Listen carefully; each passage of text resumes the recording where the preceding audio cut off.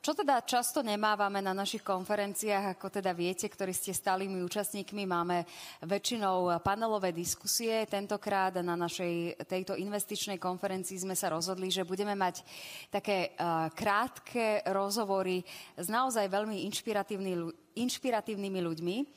A jedným z nich je Artur Gevorkian. Dobrý deň, vítajte. Dobrý deň, ďakujem.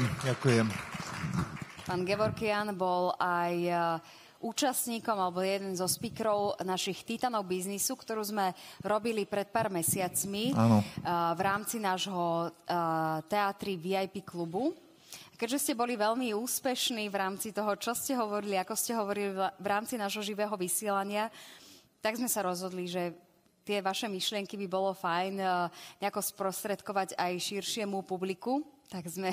Ďakujem. Tak sme vás pozvali aj na našu väčšiu konferenciu ako Titani biznisu a to vlastne akým spôsobom sa to bude aj ďalej sprostredkovávať. Vy ste aj získali teraz nedávno, pred pár týždňami, ocenenie Podnikateľ roka. Áno, stalo sa. A to vám nejako pomohlo v biznise? Alebo je to len také uznanie tej vašej doterajšej práce? V biznise to nepomohlo. Úvery máme za rovnaký úrok, cenu akcie to nezdvihlo. Ale ja to beriem ako vojak. Viete, bol boj a mňa ocenili za to, že som svoju prácu odvedol dobre. Tak ale je to také dobré ocenenie za tie roky, ktoré vlastne aj ste na Slovensku? Ja myslím, že pre nás, pre mnohých na firme, kto tú firmu budoval, to má taký ešte hĺbší význam, pretože keď nám prvých 10 rokov vysmievali, ďalších 10 rokov aj tak neverili, že niečo dokážeme, tak potom predsa mať ocenenia, ešte hlavne, že keď cudzinec, viete, tak to je... Ja si myslím, že to je také obojstranné ocenenie. To je ocenenie v prvom rade slovenskej mentalite, že ako Slováci majú úctu k tým, kto robí. Áno, viete, ja nemyslím, že to v každom štáte by prišiel cudzinec i mu povedali si super podnikateľe, že ďakujem za to, čo si urobil. Čiže keby ste podnikali v inom štáte, tak by to boli horšie podmienky ako na Slovensku? Nie, že keby ja podnikal v iných štátoch a viem, aké to sa nedalo nazvať ocenením, čo som tam dostával. Aha. Že tak vlastne my sme priazniví k podnikateľom aj zo zahraničia. Vy ste priazliví k cudzincom. Áno, ja taký štát, kde takto k cudzincom sa správajú. Cestujem veľa a cestujem nie ako turista, dovolenky nemávam, ja cestujem biznesov a ja nechcem nejako, viete, na iné štáty, ale keď zažiješ na letisku, že ten, pre ktorého je anglický jazyk, jeho rodná reč, ako on na ťa snaží sa pôsobiť, že čo si ty proste... Prečo nerozumievam, máš nedobrú angličtinu, alebo nemáš ten správny prízvuk. Ináč, keď sem chodia cudzinca, ja mám ich veľa na firme, tak ja im otvorene hovorím, že ľudia, toto je jediný štát, kde keď budete hovoriť s prízvukom v obchode, kdekoľvek, ľudia budú to vážiť. Vy len proste nehambite, hovorte, nech vidia tú snahu, že vy chcete hovoriť s nimi po slovensky. Vy máte výhodu, že ste cudzinec a podnikáte na Slovensku? Výhodu nie, ale nerobia mne z toho problémy. Dobre, a to, čo ste vlastne vy vyhrali v súčasnosti, teda, že ste podnikateľ roka za rok 2024, v 2025 vás ocenili, to vám v zásade nejakým spôsobom nepomáha v biznise, ale je to teda ocenenie všetkej vašej námahy, ktorú ste teda dali a úsilia, ktoré ste dali na Slovensku. Presne tak, je to medaila za ten boj, ktorý bol. No, poďme sa vrátiť k tomu, čo ste rozprávali aj na našich Titanoch biznisu. To ma zaujíma, pretože tam som sa aj trošku vystrašila, aký ste zamestnávateľ, popravde, kde ste hovorili, že ľudia sa len sťažujú na Slovensku, že sú pracovití, ale že sa veľa sťažujeme a že mali by sme v súčasnosti, že nechápete ani protestom, v súčasnosti, čo robia ľudia, že mali by viac robiť, že nás čakajú ťažké časy? To všetko platí. Časy nielen čakajú, ale sme v v tých ťažkých časoch. A protesty, viete, ja som zažil protesty v Arménsku, na Ukrajine a mne zásadne nepáčia sa protesty. Možno to je moja armádna škola. Protest je vždy proti niečomu. Ja chcem protest za niečo. A viete, ja chcem, aby vyšli na ulice, chceme robotu. Chceme ešte viacej roboty. Chceme toto. Nie sme proti, pretože proti, ja neviem, ja ináč nezavidím vláde ani tej, čo je, ale ani dnes. No predstavte, že musíte niečo na firme, to je väčšina ľudí z firiem, dúfam, ináč nebude porozumenie. No ale ako môžete na firme robiť niečo a všetci ostatní len hľadajú vo vás chybu? Tak to sa nedá. Viete, to vy musíte robiť a my na firme máme to jednoducho. Ľudia majú právo vyjadriť sa, majú povinnosť. Včera som hučal na management, pretože nejako nevedeli vyjadriť sa, ako ideme stroj v novej hale umiestniť. Ale potom, keď sa riešenie, rozhodnutie príjme, tak majú čušať a vykonávať. A nechodiť na demonštrácii. Ja tak myslím. Dobre, ja som si čítala, že vy vlastne ani nemáte kanceláriu v rámci firmy. Nie, ani stôl. Tuto je dve kolegyne, my s nimi sedíme tak pri stole, ale, viete, to aby to neznelo, že to je despotické. Ja si myslím, že proste fakt, aj dnešná doba je to ako boisko, treba prežiť. Ak viete predstaviť, že uprostred boja poviete do útoku, traja začnú hlasovať proti útoku, tretí sa zdrža, tam ešte 5 ľudí ostane, niečo potrebujú dospievať. To sa nedá, to musí fungovať ako jeden. Kolegyňa vrátila po 12 rokoch z Austrálii, ale rozhodla prísť na Slovensko a prvé, koho oslovila, boli my. Proste my takisto sedeli pri jednom stole. Toto je niečo... Dobre, máte tam aspoň stoličku. Stoličku? Dostal som na 50 kreslo, darček od zamestnancov. Tak sa môžete tam pohybovať. A o 5 rokov na 55 ešte som dostal strom, pod ktorým dá sa sedieť. Ale mimo kancelárie. Mimo kancelárie. Áno. Prečo ste sa práve rozhodli pre Slovensko? Viete, to isté, ako sme na začiatku hovorili. Ja som na Slovensku pocítil taký kľud a takú úctu proste k človeku, ktorý... Viete, keď cestujete, prídete na pumpu, zajdete do takého lácneho penziónu a všetci k vám sú zdvorívi, pre každého ste, tam pán, policajt vás zastaví, pán vodič. Ja som prekračoval hranice, kde pred 10 minútmi bolo hej, a tuto pán vodič, a tamto ešte máte smerovka, vám nejde, že tuto na pumpe môžete kúpiť. Úcta, zdorivosť, taký v dobrom zmysle slova distans od ľudí.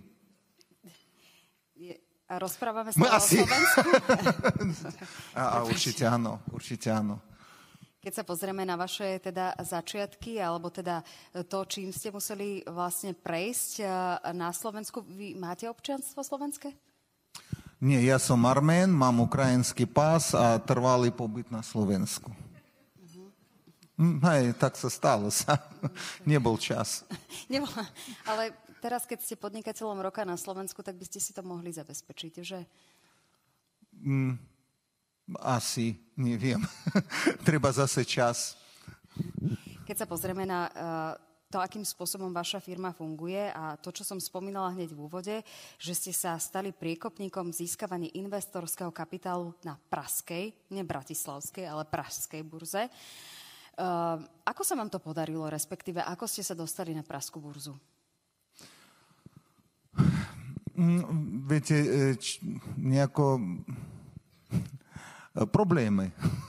Nás dostali iba to, že my chceli prežiť a som cudzinec, majetok nemám, úverov bolo až. no tak som musel hľadať peniaze tam, kde sú, a peniaze sú u investorov. Peniaze sú u investorov a potom máte možnosť alebo firmu predať, len potom budete musieť poslúchať celý život, čo vám povedia iní. A tam sa nejedná o ego, proste ten smer, čo chcete. Ako vidíte biznes o 20 rokov, u vás môže byť iný, ako u ľudí, ktorí dali vám niekoľko milión na 3 roky alebo na 5 rokov. Takže burza to bolo jediné také logické, kde som počul, že sú peniaze. Prášková metalurgia, čo si všetko, alebo teda vašu činnosť máme predstaviť, to sme ešte v úvode nepovedali. Čomu všetkému sa venujete v rámci vašho biznisu? Peniazom. My sme taká antimetalurgia. My lisujeme z kovových materiálov hotové výrobky a výhoda je, že naše výrobky potom už netreba obrábať. Proste ako deti v pesočku, formičkami, poťukali, pobuchali, tam 5 poschodovými lisami a dali do pece ako táto hala, na ďalší deň vám vylezie hotový výrobok. A oveľa menšie energetické zatraty a ľudské, no proste, ale je za tým obrovské know-how. Ako ste prežili v rámci covidu a v rámci energetickej krízy, ktorú sme tu mali a ešte stále v súčasnosti máme? Covid my prežili, tam boli dva aspekty. V prvom rade ešte predtým, ako začali byť lockdowny, my na základe toho, čo som videl v Číne, my začali s výrobou profesionálnych ochranných masok a nám to pomohlo prakticky do konca celého covidového roka. My nemali na firme ani v rodinách ani jeden prípad covidu. A druhá vec, nám veľmi pomohla automatizácia, robotizácia. To bol tiež dôvod, na čo nám nedávali banky peniaze, pretože hovorili, že no to je čo za blbosť, že teraz vy to vymyslíte. Pretože tie pracoviska externé stoja po 500-600 tisíc eur a my ich potrebovali desiatky. A nútení boli robiť fakticky sami, tak, ale nás to potom zachránilo počas covidu, pretože my ani na sekundu neprestali fungovať. A my už sme teda von z aj tej energetickej krízy, podľa vás? Či to pomôže? Či sme už von, respektíve či už sme prekonali energetickú krízu? Nie. My ju prekonáme, tam to bude jednoduché. Treba pozrieť, aby ceny energii na Slovensku boli aspoň také, aké v Spojených štátoch. Tu my začali biznis relation, nazveme tak, s Egyptom, tak finančný riaditeľ tu prítomný, ja poprosil, dáte ceny, tam plyn, elektrina, on dostali mail, on prišiel, tam rupii, mám dojem, že preratoval, že či oni nesekli z desatinovej čare. Že to nemáme šancu. Nie. V prvom rade majú byť energie, no a s tým, že my nie sme montážna firma, my, ako sme naozaj výrobný podnik a metalurgický, tak energie je to kľúčové, aby tu vôbec biznis ostal. Aká je vaša firemná kultúra? Fantastická. Naozaj, ináč by po 12 rokoch z Австралии sem neleteli naspäť, pričom vrátila sa aj kolegyňa a dokonca ešte pred 2 týždňami vrátila po 4 materských tá kolegyňa, ktorú ju zaučala, keď odchádzala na prvú matersku, takže na chvíľku. Firma je o ľuďach, je to možno také banálne, ale u nás na firme, kde my tých ľudí zberáme, nie podľa toho, že kto s kým vyrastal, príbuzný, tu nikoho nemáme, sme cudzí. Tak kultúra je o tom, že ten biznis má byť... No pre nás na firme je to dať šancu ľuďom dostojne žiť. Ja som dostal tú šancu tu, kedysi som myslel, že tú šancu mám v armáde, kde môžeš čestne robiť, prípadne zomrieť, ale to bude stále čestné a bude postarané o tvoju rodinu. No a na firme my liečíme ľudí z drogov, drogovo závislých, gamblerov, alkoholikov, držíme im miesto, preplácame liečenie, bereme ich naspäť, len vždy kľúčové je to slovo my. My. Keď človek nechce, alebo tvári sa, že chce, to nerobíme. Ja som si prečítala, že máte aj všetky možné citáty. K Baťovi sa teda dostaneme, že to je vašim vzorom aj v rámci možno takej firemnej kultúry? Určite áno, mne je to veľmi blízke v prvom rade, pretože je to domáci človek. Viete, ja beriem, Baťa je to, čo nemusím sem išiť kávu, tamagávu, viete, Baťa je váš a ja som bol prekvapený tým všetkým, čo som o ňom dozvedel sa a áno. A v čom je taká inšpirácia do ďalšieho smerovania vašej firmy? V čom, prečo práve Baťa? V prvom rade on tvrdo makal. A nemal také tie rodinkárstvo. No viete predstaviť, že takto z dnešných top manažerov dá syna na vrátnicu, ako trest čistiť topánky zamestnancom, ktorí vchádzajú z ulice, pretože dačo tam vyvedol. Alebo koľko je tých podnikateľov, ktorí vedia ľahnuť pod stroj vo výrobe a do rána opraviť niečo, čo údržbári nedokázali. Ja som musel tie stroje svojimi rukami zo šrotu než opravovať a budovať na firme. Mne sa to páči, a aj tie nedostatky dokonca chápem, pretože ten človek nemohol byť vyrobený iba pozitív. Musí byť trochu blázon. Čítala som si, že tie citáty, ktoré máte teda aj Baťu, ale teda vaše, sú aj na vašich záchodoch. Áno, tam človek strávi alebo minie spustu času a... Ale keď vo vašej firme musí toľko pracovať, tak neviem, koľko ale času máme tam aj normy, viete, my tak nad jedným pisuárom máme normy na materiály, to je, pretože vieme, že inžinieri väčšiny sú chlapi, oni tam proste... Hej, nemusia čítať reklamu Michelin, tam gumy a toto. Ale aj naozaj citáty od Hemingwaya, nepleťte pohyb s prácou napríklad. Ale máte tam aj citát, že vývojár Gevorkian má mať gule, áno, priznať si chyby a múdry, aby sa z nich vedel poučiť. Áno, a on to za každým, keď ide do toalety, on to musí prečítať, až potom otvoriť dveri, ináč sa nedá. No je, pretože my robíme nové veci, viete, my za chyby netrestáme. U nás je celá nastenka, kde sú fotky našich inžinierov a popis chyby. Čo urobili zle, prečo to urobili, čo to spôsobilo firme alebo prípadne výrobe, ako my to opravili a ďalšia kolónka, akú prevenciu urobili, aby to nezopakovалось. A je hanba nebyť na tej nastenke, pretože keď nie si na nastenke s chybami, tak si alebo proste totálny idiot, že ktorému nikto nič nedá, alebo si proste, vyhýbaš sa týmto, alebo sám unikáš od zložitých projektov, alebo ti proste ich nikto ani nedáva. Ale je aj pravidlo, že u nás po roku, keď nastúpi inžiniera, je na pozícii junior a neposunie sa ďalej, my ho prepuskáme. My mali, viete, firemná kultúra, to možno je tam tak zvonku, keď pozriete kopie srandy, ale my teraz kolegovi PhD som 2 mesiaca platil výplatu, len aby on nechodil do práce. Ale vážne, proste jedna chyba a zase opakuje, a druhá, a zase to a tretia.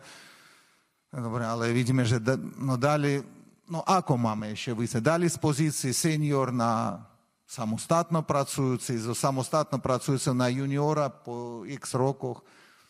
Poctivo som prešiel sa všetkých šéfov oddelení. Chceš k sebe na kvalitu? Nie. Chceš k sebe na... Nie. Ty si... Dobre, tak teda prepustený. A dobrý človek a testy, čo je zaujímavé, teraz je modné testy, technické testy urobil tak, ako nikto iný na firme.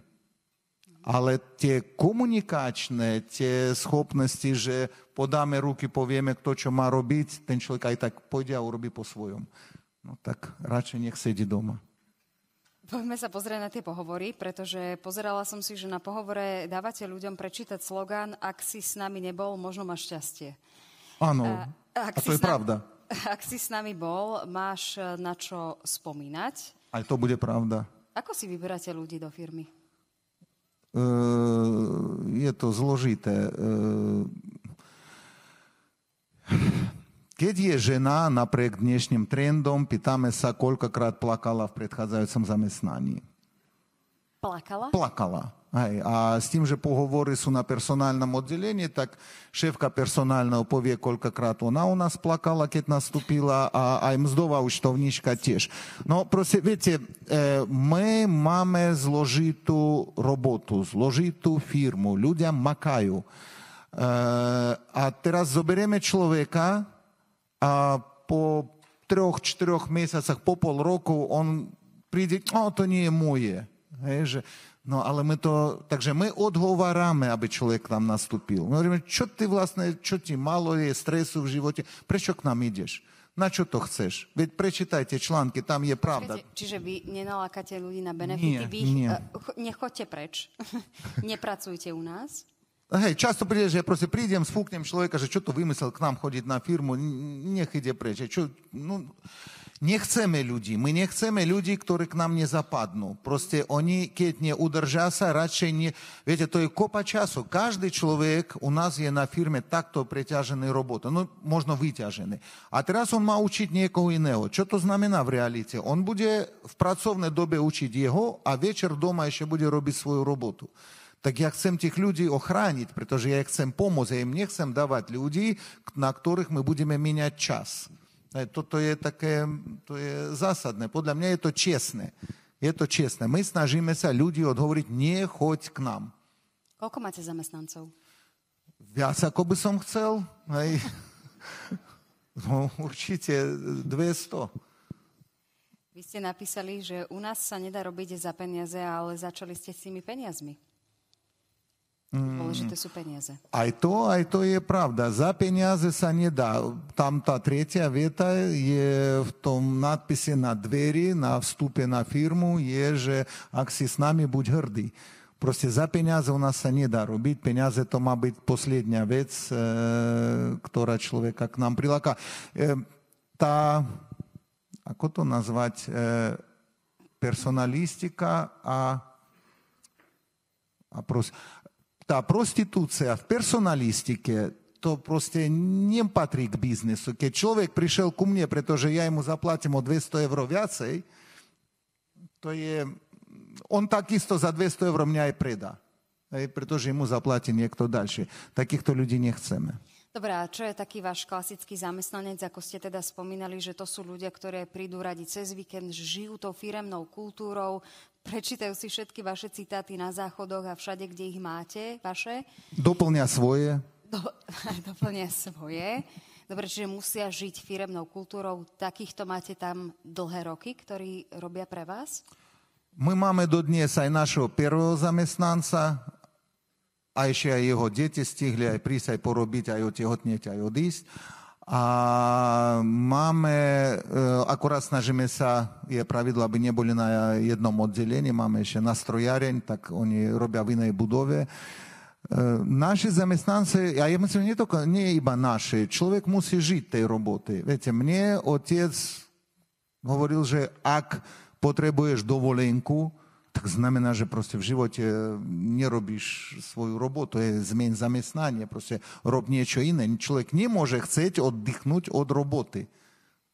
No to je blbosť. No celý život chodíme do práce, strávime tam viac času ako v posteli a teraz poviem, no ja z toho potrebujem oddychnúť. No potrebujete oddychnúť od muža, od manželky, že no ako mám ju tu 16 hodín denne, potrebujem od nej oddychnúť. To je nejako podobné, mne to znie. To znamená, že nie je ten správny partner.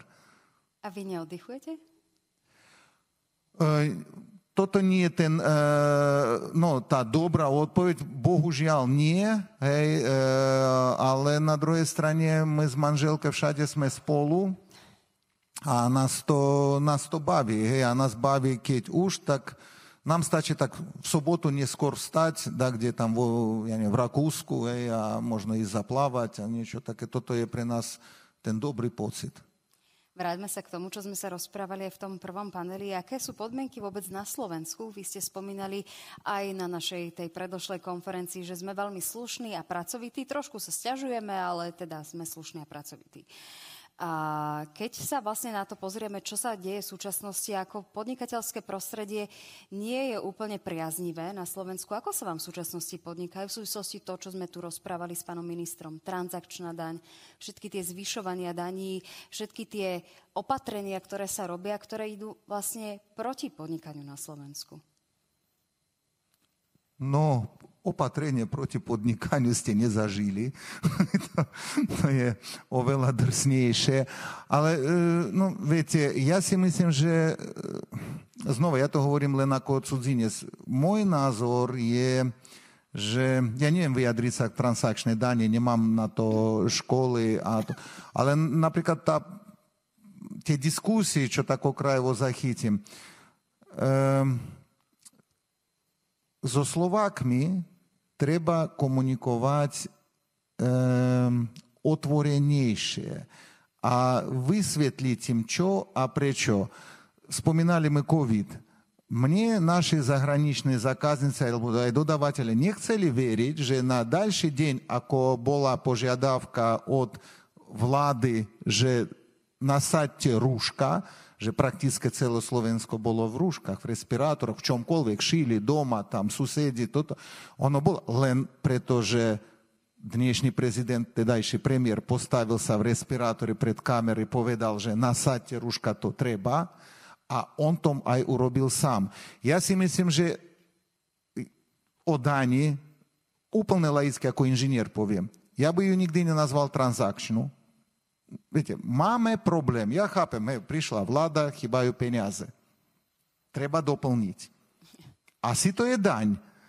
Ale no čo s tým má to, že pošlím výplatu zamestnancu? Chápete, také proste po A nazvať ju, ja neviem, hej, čo je, riešime problém? No tak nejako problému riešiteľná daň, nie transakčná, aby toto bolo k tomu viac. Ale to hlavné, čo ešte chýba, stále hovoria, že niekde som čítal, že na Slovensku úradníkov je 4-krát toľko, koľko v Švajčiarsku.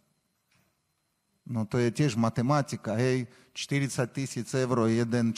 A riadov to vychádza 100 000. V druhom článku čítam, že na Slovensku chýbajú 100 000 pracovníkov.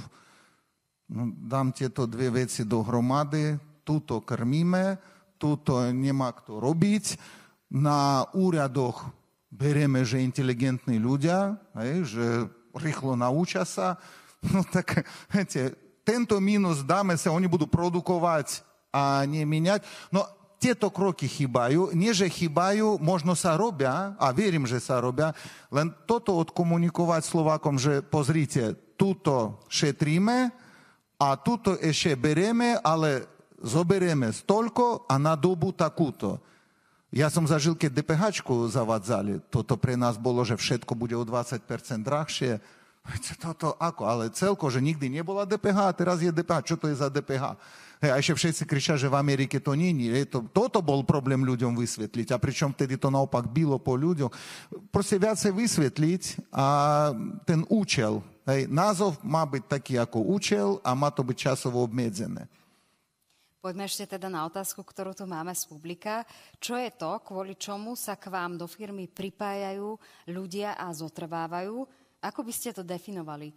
Predpokladám, že to je otázka, že či je to kvôli vám ako osobe, alebo v rámci tohto biznisu, ktorý ja myslím, že naozaj je to o tom, že firma dáva šancu. Dáva ľuďom šancu žiť dostojne. Oni to počuli a potom my máme dokonca, viete, to ani nie je iba 100% dobre. My máme dve spätné väzby. Prídu ľudia, ktorí naozaj niečo chcú v živote, alebo dosiahnuť, alebo proste, no fakt, ich nikto nepodporuje. Alebo prídu aj čistí špekulanty, pretože on príde a prvá otázka, koľko dostanem. No, na tomto obyčajne skončí pohovor. Čiže toto sa nemôžeme pýtať u vás na pohovore? Dostanem nie. Ja by som ešte aj tie podpory pre tých, kto nerobia tak rapidne. To bolo možno jediné negatívne, čo my, aby to nebolo, že ja naozaj mám rád Slovensko, aj ja, aj celá naša rodina, ale my vždy boli prekvapené tej obrovskej podporej pre tých, ktorí nechcú robiť. Že toto sme nezažili. čo sa teraz v súčasnosti trošku mení, ale ešte je tu otázka, či plánujete vôbec odchod do dôchodku. Predpokladám, že z toho dôvodu, že ste hovorili, že ani tie dovolenky veľmi neriešite. Strýko zomrel na COVID, mal 94 roka, robil do posledného dňa, takto jeho, môj maľár akademický, takto jeho zobrali. No, my to v rodine nemáme nejako tak vyspievané dochodky a nie. Dobre, čiže vy budete vlastne... Mení sa druh práce. Viete, ja som rád, že my budujeme na firme a máme proste dospelý management, máme profesionálov a každý z tých ľudí, čo robí na firme, je lepší ako ja. Toto bolo cieľom, ako ma aj vyberali ľudí. Pretože za mňa je to totálna hlúposť, že zamestnať človeka, ktorý je hlúpejší a potom ešte aj platiť mu za to. Takže každý z nich je skutočne lepšie ako ja a dúfam, že proste... A vidím, že u mňa mení sa iba charakter roboty. Môžem na konferenciu prísť k vám napríklad. Vybudovali ste zamestnávateľa s kultúrou, Love Brand, bez toho, aby ste to robili cieľene. Stáva sa vám, že sa vám hlásia ľudia bez toho, aby ste mali pozíciu, čiže vy nikoho nechcete, len niekto sa vám hlási, že strašne chce robiť vo vašej spoločnosti pod vami? Áno, u nás sú ľudia, ktorí zmenia aj 7-8 pozícií. My organizačnú štruktúru máme na stienke pri personálnom oddelení, tam je fotka každého človeka a je to na magnete. Takže proste on, keď ide na inú pozíciu, on sa presunie. My hľadáme, na čo človek má talent. A keď zistí sa, že my ho brali, ja neviem, na nákup a on má talent predať, alebo konštruktora, alebo no, tak proste to presunieme. Ale v prvom rade, viete, v tom momente on sám to chce. Takže no, ja by som ešte niečo skúsil. Ale máme aj opačné prípady. Zoberieme človeka, poprosíme 3 dní, kolega je chorý, sadne, zastupí a človek dáva výpoveď. Keď ste hovorili, že jedna vec je tá vnútropolitická situácia, to, čo sa deje na Slovensku, transakčná daň a geopolitika, ako sme spomínali, Trumpa, vás sa tie clá a to všetko, čo robí Trump, nejako dotklo? No, to sa nedá, by nedotklo. Viete, tu musím povedať 2 aspekta. Celkom mňa baví to všetko, čo Trump robí, pretože no, on je taký... Ako by som povedal, on je nikoho. Viete, on vie povedať, že dochodok poberá tu najstarší 350-ročný človek. Také, on nájde milióny ľudí, čo majú v Amerike nad 150 rokov. Také veci, on vie otvoriť veci, o ktorých ostatní mlčia. Taký je v tomto nesystémový. Ale potom tie kroky, ktoré on robí, no ja dúfam, že má k tomu ku všetkomu dosť poradcov. My proste berieme to tak, že je to tak, ako to je a snažíme sa na dnešný deň stiahnuť zakázky z Ázii.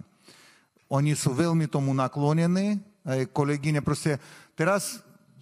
Včera vrátila kolegyňa s technickým riaditeľom sales zo Spojených štátov. Boli v amerických firmách a že budeme z Európy vám dodávať, nech to z Číny, ešte asi je to na dlho. A máme normálne, nám prichádzajú teraz čínske firmy, ktoré sú v Európe, alebo je to, treba to využívať. Proste nemôžeme na toto pozerať, že sa to napraví, alebo to treba využívať. Aké máte ešte plány na Slovensku v rámci podnikania? Prežiť. To je také všeobecné na Slovensku, prežiť. No hej, ale dlho. No druhé, skutočne, tá doba bude podľa mňa veľmi taká náročná. Hej, a v prvom rade ja nevidím riešenia na energetiku. Viete, my v Arménsku mali iba priemysel, proste my nemáme tam nič, z čoho by ten štát žil. Hej? A teraz tam z priemyslu neostala ani jedna fabrika. Tam boli stovky fabrik a dobrí inžinieri, to je ako by v Chorvátsku teraz vyschlo more. To sa zdá neuveriteľné, ale je to tak, takže ja si myslím, že to bude veľmi ťažké obdobie, čo prichádza. No a teda ešte otázka na záver nášho rozhovoru, možno taká motivačná, nejaké... No dávajte. Vy, nie ja. Kto koho? Nejaké moto, tých podnikateľov. Je ťažká doba, to ste povedali aj u nás, ja teda vás budem citovať. Je veľmi ťažká doba, teraz treba naozaj každú sekundu práce venovať tomu, ako to prežiť, nie ako to zabaliť. Také ťažké obdobie, ja si myslím, na Slovensku z pohľadu ekonomiky nebolo. Hej, je to môj osobný názor a ja by som bol veľmi rád, keby som sa mýlil. No, ja pre seba a možno aj pre ostatných len ešte raz uvedomil tieto posledné roky, 3-4 roka, že kedysi otec hovoril dávno, a ja som tomu vtedy tak do hĺbky nerozumel tej vete, ale ona je kľúčová v ťažkých dobách. Nestracajte čas na idiotov. Toto je proste naozaj kľúčové. Vo firme, vo vzťahoch, nestracajte čas na idiotov. Mne zakázali v jednom článke že to je diagnóza, to je úplne jedno, či to je diagnóza, proste nestracajte na nich čas. No, my to teda nejdeme naživo, našťastie, aby sme to nemuseli nejakým spôsobom teraz vypípávať a podobne, takže nestrácať čas na idiotov. Pretože oni zoberú všetku energiu, všetok čas. A toto je úspech v biznise na najbližšie obdobie. Úspech? Nie, to je... To je prežitie. To je prežitie. A úspech je prežiť. Dámy a páni, podnikateľ roka Artur Gevorkian. Ďakujem pekne. Ďakujem.